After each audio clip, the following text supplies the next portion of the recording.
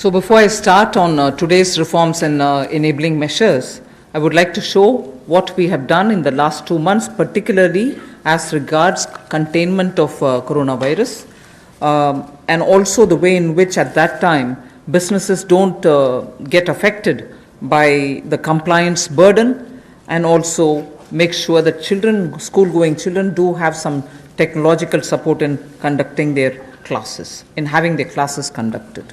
So if we can start off with the slides. The health-related steps that have been taken are shown in this slide. 15,000 crores was declared by the Prime Minister as released, and from that 4,113 crores have been released to the states. Essential items of 3,750 crores were bought. Testing labs and kits were also brought in. Insurance cover, which is the most important thing there, insurance cover of 50 lakhs per person for health professionals under Pradhan Mantri Garib Kalyan Yojana was announced.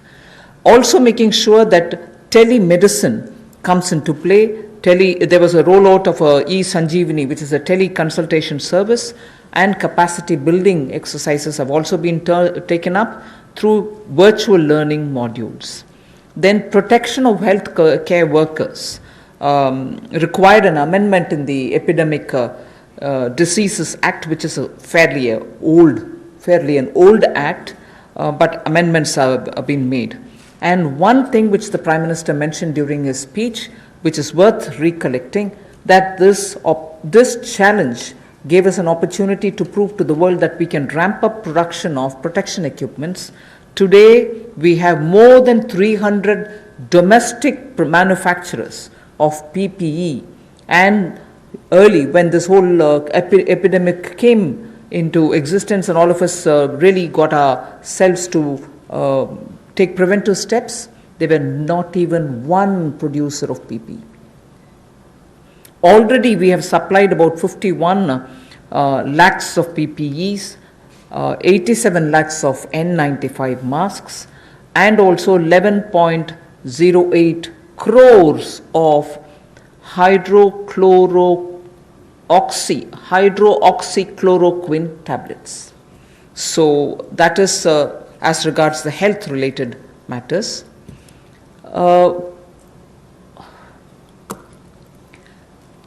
Ease of doing business, quite a few things have happened, but because I'm going to elaborate it as part of my package, I will not attend to it now. You can go over to the next slide.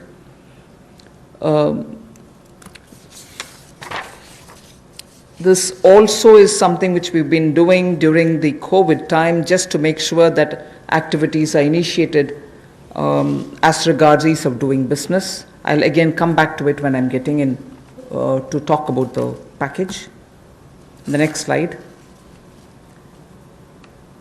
This is important because during the COVID, compliance burden was going to be a matter of concern, and people had said, even if we had violated one or two, or because we couldn't attend to office, or because my necessary staff were not coming who were doing my compliance job, will action be taken against us.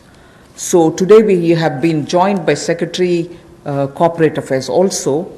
Timely action was taken to reduce the compliance burden under various provisions of the Companies Act.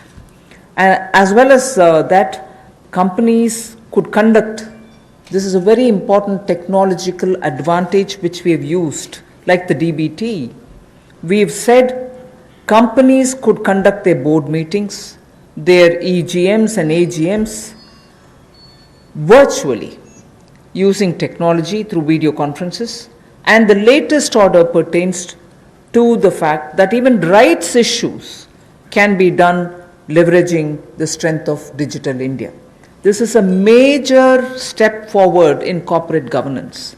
So this is something which, because of the pandemic, the Corporate Affairs Ministry has been very proactive to engage with the companies and understand how best their problems could be sorted out. So that was a measure taken in such a context. Other than that, of course, 44% recovery has been achieved during that time since 2016 inception of IBC. The other details I can give you a bit later, but I think during the COVID, we made sure that industries don't suffer. The third one about what we've done during the first 2 months during the COVID crisis is a bit of using technology for education. Online education has been taken up in a big way.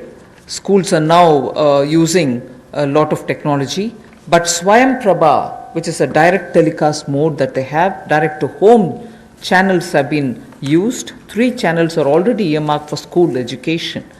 Now another 12 channels are to be added to this.